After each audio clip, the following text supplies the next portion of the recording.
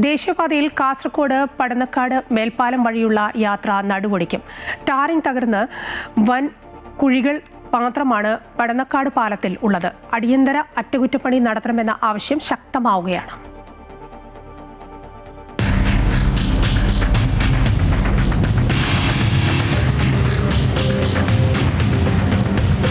ദേശീയപാതയിൽ പടന്നക്കാട് മേൽപ്പാലം വഴിയുള്ള യാത്ര വൻ കുഴികൾ താണ്ടിയുള്ള ദുരിതയാത്രയായി മാറിയിട്ട് ആഴ്ചകളായി. പാലത്തിലുടനീളം അപകടം പതിയിരിക്കുന്ന കുഴികളും ചിതറിത്തെറിച്ച മെറ്റലുകളും മാത്രമാണ്. മഴ പെയ്ത് വെള്ളം നിറയുമ്പോൾ യാത്രാ ദുരിതം ഇരട്ടിക്കുന്നു. മേൽപ്പാലത്തിലെ കുഴികൾ കാരണം രാവിലെയും വൈകിട്ടും തിരക്കേറുന്ന സമയങ്ങളിൽ ഗതാഗത കുരുക്കും പതിവാകുന്നു. ഒരു കുഴിയിൽ നിന്ന് വാഹനങ്ങൾ മറ്റൊരു കുഴിയിലേക്ക്, അങ്ങനെ ഏറെ സമയമെടുത്താണ് 1 കിലോമീറ്റർ വരുന്ന ദേശീയപാതയിൽ പടന്നക്കാട് പാലം കടക്കുന്നത്. മെയിൻ്റനൻസ് വർക്ക് നല്ല രീതിയിൽ ചെയ്തിട്ടുണ്ടെങ്കിൽ തന്നെ ഈ മഴക്കാലം നല്ല രീതിയിൽ വാഹനങ്ങൾ ഓടാമായിരുന്നു. ഇനി എന്താ സ്ഥിതി? ഇനിയിപ്പോൾ നിങ്ങളൊന്ന് മനസ്സിലാക്കുക, മഴക്കാലം കൂടിക്കഴിഞ്ഞാൽ ഇവിടെ എന്ത് അപകടങ്ങളാണ് സംഭവിക്കുന്നത് കണ്ടറിയണം. ഇവിടെ അറ്റകുറ്റപ്പണി നടത്തുന്ന കാര്യത്തിൽ അധികൃതർ തിരിഞ്ഞു നോക്കുന്നില്ലെന്ന് ഓട്ടോ ഡ്രൈവർമാർ പറഞ്ഞു.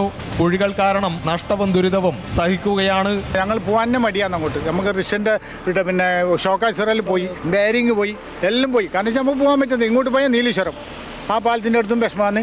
ഇപ്പോഴും അങ്ങനെ ഒരുപാട് കുഴി. പാലത്തിൻ്റെ മുകളിൽ പല ആക്സിഡൻറ്റുകൾ സംഭവിച്ചിട്ടുണ്ടായിരുന്നു.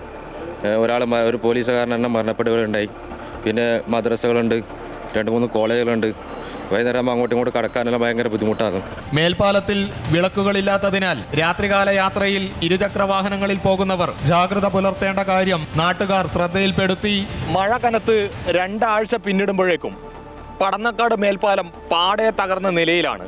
എണ്ണിയാൽ തീരാത്ത കുഴികൾ കൊണ്ട് നിറഞ്ഞിരിക്കുകയാണ് പടന്നക്കാട് പാലം. ക്യാമറമാൻ സതീഷ് ഉദുമയ്ക്കൊപ്പം അനൂപ് നീലേശ്വരം, അമൃത ന്യൂസ്, കാസർഗോഡ്.